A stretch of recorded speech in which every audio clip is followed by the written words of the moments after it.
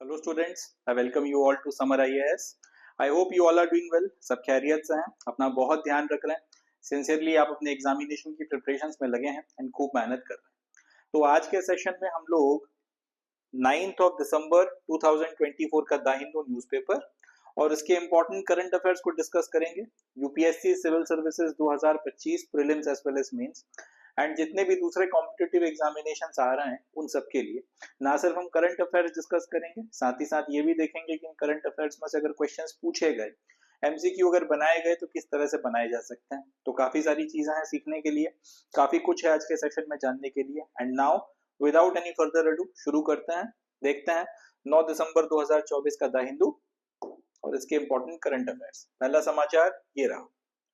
तो पहले current affair में हमको मिडिल ईस्ट की जियो पॉलिटिक्स पे बात करनी है, वहां पर किस तरीके के डेवलपमेंट्स हो रहे हैं उसको हम लोग इस न्यूज पर डिस्कस करेंगे। समाचार है, militants capture Damascus in Syria, Assad flees. मतलब ये कि मिडिल ईस्ट में एक देश है सीरिया, जहां पर लगभग 12-15 सालों से सिविल वॉर चल रहा है। तो वहां पर सिविल वॉर में एक बड़ा निर्णायक, एक डिसाइसिव टर्न आया है एंड वहां जो मिलिटेंट्स लड़ रहे थे उन्होंने उसका जो सीरिया का कैपिटल शहर है दमिश्कस, जिसको कई बार हम लोग हिंदी में दमिश्क भी बोलते हैं, उसको कैप्चर कर लिया है। और सीरिया के जो प्रेसिडेंट है असद, वो राजधानी इनफैक्ट देश छोड़ के भाग गए। तो ये हो गया अपना समाचार। जिनको नहीं पता, थोड़ा सा बैकग्राउंड देता हूं, तब आपको ये बात ज्यादा बेहतर तरह से समझ में आएगी। उसके बाद में फिर हम लोग न्यूज को बेहतर तरह से डिस्कस कर सकते हैं। मिडिल ईस्ट में, शॉर्ट में एमी लिख देता हूँ, मिडिल ईस्ट में एक देश है सीरिया। सीरिया में स्थिति यह है कि वहां की मेजोरिटी पॉपुलेशन सुन्नी है। सीरिया की मेजोरिटी पॉपुलेशन सुन्नी है, मगर वहां के जो रूलर है, जो प्रेसिडेंट है असद, या फिर वहां पे जो रूल करने वाली फैमिली है जिसका नाम है अल असद फैमिली, ये शिया है। तो परिस्थिति को समझिएगा, सीरिया की मैक्सिमम पॉपुलेशन सुन्नी है और सीरिया पे रूल करने वाले जो प्रेसिडेंट हैं, जो लगभग 50 सालों से वहां पे रूल कर रहे हैं, अल असद फैमिली, और अभी उसके जो प्रेजेंट प्रेसिडेंट है जिनका नाम बशर अल असद है, ये है शिया।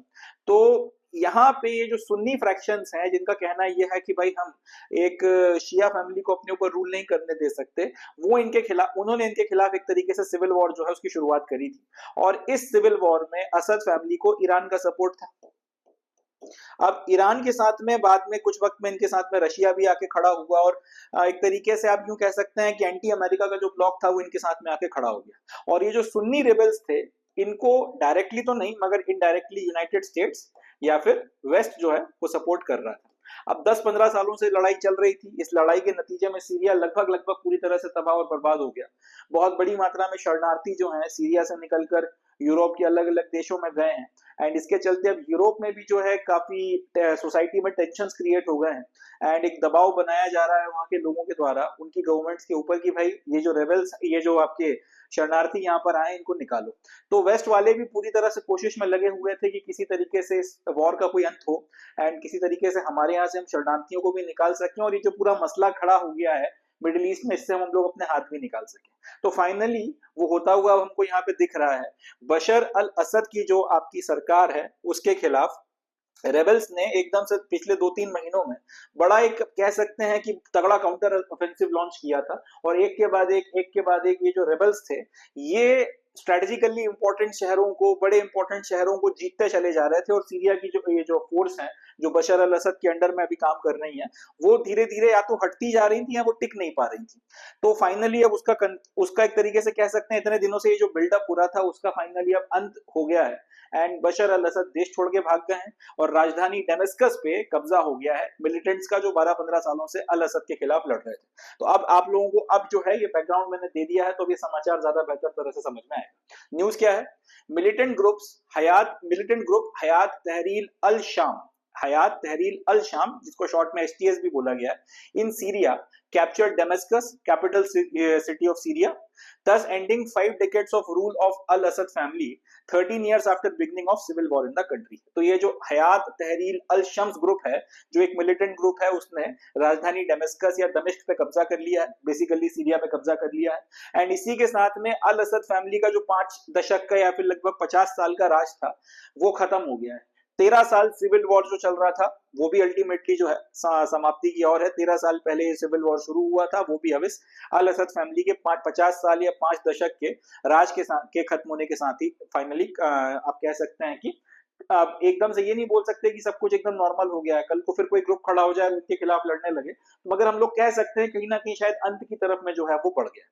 Collapse of Assad's rule brings a shift in balance of power in West Asia. ये बहुत इंपॉर्टेंट लाइन है कि जैसे क्योंकि असद का जो रूल है वो समाप्त हो गया है, उनकी जगह पर अब ये मिलिटेंट ग्रुप हयात तहरीर अल शाम जो है वो आके बैठ गया है। मोस्ट प्रोबेबली यही लोग जो है अब आगे सीरिया को रूल करेंगे, या फिर ये किस तरीके की व्यवस्था बनाते हैं देखा जाता है, मगर कोई गारंटी नहीं है कल को कोई नया ग्रुप खड़ा हो जाए और वो ये बोले कि भाई ये जो HTS वाले हैं हम इनको मानते ही नहीं, हम इनके खिलाफ जो है लड़ाई शुरू कर रहे हैं, तो फिर सीरिया में लड़ाई फर्दर जो है आपका रिज्यूम हो जाए। अभी कुछ कहा नहीं जा सकता, मगर इतना तय है कि आपका असद के हटने के साथ ही वेस्ट एशिया में पावर के बैलेंस में एक शिफ्ट आ गया है। उसकी वजह यह है कि असद को सपोर्ट कर रहे थे, असद की गवर्नमेंट को सपोर्ट कर रही थी ईरान, ईरान के साथ में रशिया और रशिया के जो दूसरे एलाइज हैं, ये सारे लोग जो हैं इनको सपोर्ट कर रहे थे। इनके अगेंस्ट में प्राइमरीली अब ये जो रेबल्स हैं डायरेक्टली इनडायरेक्टली इनको सपोर्ट दिया जा रहा था यूनाइटेड स्टेट्स, यूरोपियन यूनियन कह सकते हैं या वेस्ट कह लीजिए, इजराइल कह लीजिए, और जो आपके दूसरे सुन्नी देश हैं सऊदी अरब हो गया, और इसी तरीके से आपके दूसरे जो सुन्नी देश हो गए मिडिल ईस्ट में इराक वगैरह, ये लोग। अब पॉइंट ये है कि क्योंकि एक तरीके का टसल जो है इनके बीच में बना हुआ था, अब अगर असद यहां से हट जाता है, असद इक्वेशन से आउट हो गया, देश छोड़ के भाग गया, इसका मतलब ईरान रशिया और एलाइज का जो यहाँ पर दखल था वो खत्म होगा। दूसरे शब्दों में ये जो देश हैं अगर इन्होंने डायरेक्टली इनडायरेक्टली इस ग्रुप की मदद करी है तो फिर इनका प्रभाव यहाँ पे पड़ेगा। अब अगर इनका प्रभाव यहाँ पे पड़ेगा इसका मतलब वो इस ग्रुप को फिर मजबूर करेंगे या फिर मनाएंगे कि भाई हमारी ये बातें आपको मानना पड़ेंगी या फिर हमारे हित में ये काम आपको उठाना पड़ेंगे।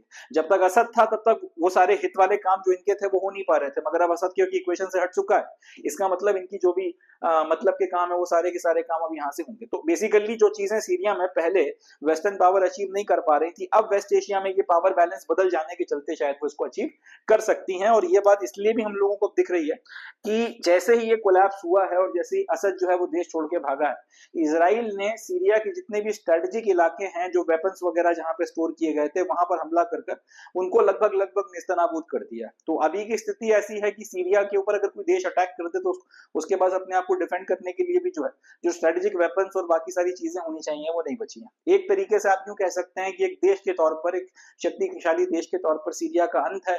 भविष्य क्या आएगा अभी कुछ कहा नहीं जा सकता। तो ये जो है फिलहाल की अभी स्थिति यहाँ पर बनी हुई है। Now STS stands as Syria's strongest militant group। Obvious सी बात है अभी के वक्त में ये जो STS वाले हैं ये सीरिया का सबसे मजबूत या सबसे स्ट्रॉन्गेस्ट मिलिटेंट ग्रुप कह लीजिए, या सबसे बड़ी ताकत जो इस वक्त सीरिया में है वो यही लोग हैं। STS was formerly an Al-Qaeda affiliate and was known as Nusra Front until its leader Abu Muhammad al-Julani severed ties with global jihadist movement in 2016। अब ये जो STS वाले सीरिया में लौटकर आ गए हैं तो इसके चलते अब ये शंका जताई जा रही है कि सीरिया जो है वहां पर जो एकदम कट्टर इस्लामिक ग्रुप्स होते हैं तालिबान जैसे, उनका शायद शासन वहां पे लौट आए और लोगों की खासतौर पर महिलाओं की जो जिंदगी है वो काफी ज्यादा मुश्किल हो जाएगी। उसके पीछे की वजह यह है कि ये जो STS है ये पहले अलकायदा का एक पार्ट हुआ करता था और तब इसको नुसरा फ्रंट के नाम से जाना जाता था। हालांकि 2016 में इसके जो लीडर हैं अबू मोहम्मद अल जलानी, इन्होंने अलकायदा के साथ में अपने रिश्ते खत्म कर दिए और ये जो ग्लोबल जिहादिस्ट मूवमेंट अलकायदा वाले चला रहे थे इससे अपने आप को अलग कर लिया और इन्होंने ये बोला कि भाई हमें अकल आ गई है, हम सेक्युलर तरीके से काम करना चाहते हैं, हम रिलीजन को पॉलिटिक्स से दूर रखना चाहते हैं, तो सेक्युलर तरह से काम करेंगे। तो STS वालों ने अभी कोई ऐसी कोई घोषणा तो करी नहीं है कि महिलाओं को बुर्का पहनना पड़ेगा या हिजाब लेना पड़ेगा या आप घर से नहीं निकल सकते, जिस तरीके की बातें अलकायदा वाले करते थे या IS वालों ने करी थी। मगर फिर भी शंका ये जताई जा रही है कि अगर इन लोगों ने अपना पुराना ये नुसरा फ्रंट वाला रूप दिखा दिया तो खास तौर पे महिलाओं की स्थिति और समाज की जो अभी की वहां की जो परिस्थितियां हैं उसमें जो है आपको काफी ज्यादा कट्टर किस्म की सोच जो है वो अंदर आती हुई दिख सकती है। तो ये फिलहाल सीरिया की स्थिति है और ये मिडिल ईस्ट में जो है डिसाइसिव बदलाव अभी जो है आज की तारीख में आ रखा है। अब ये तो हो गया अपना समाचार। यहाँ से क्वेश्चंस कौन कौन से पूछे जाएंगे? सबसे पहला क्वेश्चन तो यही पूछा जाएगा कि सीरिया है कहाँ पे, तो याद रखिएगा। और ये हालांकि बहुत सिंपल क्वेश्चन है, मगर D1 के एग्जामिनेशन में, railway group C group D में आ सकता है। सीरिया कहाँ पर है, याद रखना है अपने को, मिडिल ईस्ट में। दूसरे क्वेश्चन जो बन सकते हैं वो बन सकते हैं सीरिया की ज्योग्राफी के ऊपर, कि सीरिया की जो बॉर्डर है वो किन किन देशों के साथ में लगती है, एंड सीरिया की तो बॉर्डर किन किन देशों के साथ में लगती है। दूसरा, मेडिटेरियन सी के साथ में ये टच करता है कि नहीं करता। सीरिया का एक हिस्सा है जिसका नाम है गोलन हाइट्स, इसके ऊपर इसराइल कब्जा करके बैठा हुआ है। तो इसके ऊपर भी सवाल पूछा जा सकता है, क्योंकि इसराइल जैसे ही सीरिया के ऊपर इनका कब्जा हुआ है, तो इसराइल वालों ने भी जो है सीरिया में थोड़ा अंदर की तरफ अपनी फौजों को मूव करके 10-15 किलोमीटर का बफर जोन बना दिया है गोलन हाइट्स और बाकी सारे इलाकों के आगे, कि इतने क्षेत्र में अगर एसटीएस वाले घुसे तो हम तुम्हें मारेंगे, उसके उस तरफ जो करना है करो, मगर ये जो 10-15 किलोमीटर का इनकी टेरिटरी में बफर जोन बनाया है उसमें हम आपको घुसने नहीं देंगे। तो गोलन हाइट्स वगैरह ये पूछा जा सकता है कहां पर। तीसरा ये कि जो हयात तहरीर अल शम करके जो ग्रुप है जो हाल फिलहाल न्यूज में बना हुआ है, इसका लेना देना किस देश के साथ में है, या फिर ये कौन से क्षेत्र में एक्टिव है, तो जवाब हो जाएगा ये एक्टिव है आपका मिडिल ईस्ट में या फिर सीरिया देश में। अगला क्वेश्चन ये बन सकता है कि सीरिया की राजधानी का नाम क्या है, तो अपने को ध्यान रखना है डेमेस्कस। एंड लास्ट, की बशर अल असद का रूल या बशर अल असद फैमिली का रूल सीरिया में कब से चल रहा था, जवाब हो जाएगा लगभग 50 सालों से। एंड अगर आपसे इंटरव्यू में कहीं पे पूछा जाए या फिर आपको इसके बारे में डिस्क्राइब करने के लिए बोला जाए, तो आप इसको कि सीरिया का विवाद कम शब्दों में समझाइए, तो बेसिकली शिया सुन्नी विवाद था। मेजॉरिटी पॉपुलेशन सुन्नी थी और जो रूलर था वो शिया था, सपोर्ट उसको ईरान के द्वारा किया जा रहा था। उसके खिलाफ जो ये जो मेजॉरिटी पॉपुलेशन है सुन्नी की, इसमें से कुछ ग्रुप उठे और उन्होंने विद्रोह कर दिया। इन्होंने अपनी फौजों का इस्तेमाल कर उनको दबाना शुरू किया। इसके चलते काफी बड़े लेवल पर जो है मारकाट और वायलेंस हुई, रेफ्यूजी क्राइसिस बना, जिससे सीरिया जो है वो बर्बाद हुआ और पॉपुलेशन भागी यहाँ से, और तब से सिविल वॉर चल रहा था। तो ये जो है ये पर्टिकुलर कुछ बातें हैं जो अपने को इस न्यूज में से ध्यान रखनी है और इसके ऊपर सवाल अपने से पूछा जा सकता है। लास्ट क्वेश्चन, ये अबू मोहम्मद अल जुलानी का नाम पूछा जा सकता है कि भाई ये हाल फिलहाल न्यूज में बना हुआ था, इसका किससे लेना देना है, तो जवाब क्या हो जाएगा, हयात तहरीर अल शम या फिर एसटीएस के नाम से जो मिलिटेंट ग्रुप है इसके साथ में इनका लेना देना है। इतने क्वेश्चन यहाँ से बनकर तैयार होते हैं, इतने क्वेश्चन यहाँ से आ सकते हैं। चले, that's it from this news. अब अगला समाचार देखते हैं। अगला समाचार ये है कि foreign direct investment FDI crossed 1 trillion in country in April 2000 to September 2024 period according to DPIIT। मतलब ये कि DPIIT यानी कि department of promotion of industry and internal trade, ये एक डिपार्टमेंट है। इन लोगों के डाटा के अनुसार अगर हम लोग अप्रैल 2000 से सितंबर 2024 का पीरियड देखें, तो इस बीच में भारत में $1 ट्रिलियन के बराबर फॉरेन डायरेक्ट इन्वेस्टमेंट जो है वो आया है। मतलब 2000 से लेके 2024 तक के बीच में $1 ट्रिलियन के बराबर फॉरेन डायरेक्ट इन्वेस्टमेंट भारत के अंदर आ चुका है। फॉरेन डायरेक्ट इन्वेस्टमेंट का मतलब क्या होता है? फॉरेन डायरेक्ट इन्वेस्टमेंट का मतलब होता है कि अगर कोई दूसरे देश का व्यापारी या फिर कोई भी आपका समूह है वो आपके देश में पैसा निवेश करता है, ऑब्वियस सी बात है खाने कमाने के लिए कर रहा है, या तो वो आपके स्टॉक मार्केट में पैसा लगा सकता है, या फिर हो सकता है आपके यहाँ किसी फैक्ट्री में किसी इंडस्ट्री में पैसा लगा सकता है। इस तरीके से अगर कोई आपके देश में पैसा निवेश करता है तो इसको बोला जाता है फॉरेन डायरेक्ट इन्वेस्टमेंट। तो भारत में 2000 से लेके 2024 का जो पीरियड है इसके बीच में $1 ट्रिलियन के बराबर फॉरेन डायरेक्ट इन्वेस्टमेंट आ चुका है। अब फॉरेन डायरेक्ट इन्वेस्टमेंट अगर आपके देश में आएगा तो उससे फायदा क्या होता है? सबसे पहली चीज तो ये कि आपकी इकोनॉमी मजबूत होती है, क्योंकि जनरली जो आपका एफडीआई आता है वो डॉलर्स के रूप में आता है, और देश में अगर डॉलर्स आ रहे हैं तो इससे आपकी इकोनॉमी के ऊपर एक सकारात्मक असर पड़ता है, तो आपकी इकोनॉमी जो है वो मजबूत होती है, पहली चीज। दूसरी चीज, आपकी इकोनॉमी में जो लिक्विडिटी है वो बढ़ती है, यानी कि जो कैश है उसकी अवेलेबिलिटी बढ़ जाती है। तीसरी चीज ये है कि इससे जॉब्स क्रिएशन में मदद मिलती है। And last but not least, आपकी इकोनॉमी जो है वो ग्रोथ की तरफ जाती है। और ये कोई धर्म दान नहीं है, ऐसा नहीं है कि सामने वाला आपके ऊपर कोई किसी तरीके का कोई स्नेह या फिर कोई प्रेम रखता है इसलिए वो ऐसा कर रहा है। ये करने के पीछे की वजह यह है कि सामने वाला अगर 100 रुपए लगा रहा है तो उसको उम्मीद है कि 110 रुपए या 120 रुपए कमाए जा सकते हैं। इस तरीके से कुछ प्रॉफिट की उम्मीद में वो आपके देश में पैसा लगाएगा, बट ऑब्वियस ही बात है पहले 100 रुपया लगाएगा तब 120 रुपया कमाएगा, वो वाला थॉट प्रोसेस। तो यहाँ पे आपको क्योंकि कमाने के अगर आपको चांसेस दिख रहे हैं, इसका मतलब ये तभी आप जो है किसी इकोनॉमी में पैसा लगाओगे, जब पैसा लगाओगे तो उससे उस इकोनॉमी को फायदा भी मिलेगा। तो बेसिकली एक तरीके का विशियस सर्कल है। मगर पॉइंट ये है कि अगर किसी के देश में बहुत ज्यादा फॉरेन डायरेक्ट इन्वेस्टमेंट आ रहा है, इसका मतलब ये कि उसको एक तो सेफ इकोनॉमी माना जा रहा है, उसकी रेपुटेशन एक सेफ इकोनॉमी के तौर पर है जहां पे आपका पैसा डूबेगा नहीं। दूसरा, इन्वेस्टिगेशन एक इन्वेस्टमेंट के डेस्टिनेशन के तौर पर, यहाँ वर्ड गलत लिखा है, इन्वेस्टिगेशन या इन्वेस्टमेंट होना चाहिए।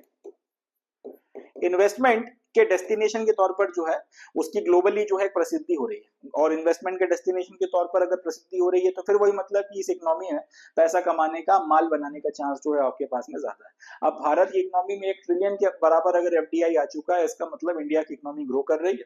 भारत में ऐसा नहीं है कि आज आपने पैसा लगाया और कल हमारी इकोनॉमी कोलैप्स हो जाए, जैसे कोई अफ्रीकन देश है या फिर कोई गरीब देश है, वैसी स्थिति में हम है नहीं। इनडायरेक्टली ये भी बता रहा है कि भारत की जो ग्रोथ है वो अब धीरे धीरे रफ्तार पकड़ रही है, और बीते हुए कुछ सालों में, 5-7 सालों की अगर हम बात करें तो ये जो फॉरेन डायरेक्ट इन्वेस्टमेंट है वो काफी बड़ी मात्रा में भारत में आया है। ये भी एक इंडिकेशन है कि हमारी इकोनॉमी बड़ी तेजी के साथ में ग्रो कर रही है। तो ये कुछ बातें हैं, इनको अपने को ध्यान रखना है। एक सवाल यहाँ से ये बन सकता है कि कितने से कितने ड्यूरेशन के बीच में अपने $1 ट्रिलियन के बराबर एफडीआई आया। दूसरा ये कि एफडीआई का मतलब क्या होता है। तीसरा ये कि ये जो आपका तीसरा ये आ सकता है कि अगर आपके देश में बड़ी मात्रा में एफडीआई आ रहा है तो उसके क्या मतलब होते हैं। And last but not least, अगर आप चाहो तो इसको मेंस में कोट कर सकते हो एक फैक्ट के तौर पर। मेंस में इसको एक फैक्ट के तौर पर आप कोट करिए कि इतना इतना मात्रा में जो है इन्वेस्टमेंट आया है। दैट्स अ क्लियर इंडिकेशन कि हमारी इकोनॉमी जो है वो ग्रोथ की तरफ है, वो उफान की तरफ है, चढ़ाव की तरफ है। चलें आगे बढ़ते हैं। So with this we come to end of today session. आज के सेशन में बस इतना ही। आज के पेपर में इससे ज्यादा कुछ और काम का था नहीं। अब मैं मिलता हूं आपसे नेक्स्ट सेशन में, जिसमें हम लोग 10 दिसंबर 2024 का द हिंदू और उसके इंपॉर्टेंट करंट अफेयर्स को डिस्कस करेंगे। तब तक अपना बहुत ध्यान रखें, खुश रहें और मेहनत करते रहें। Thank you. जय हिंद।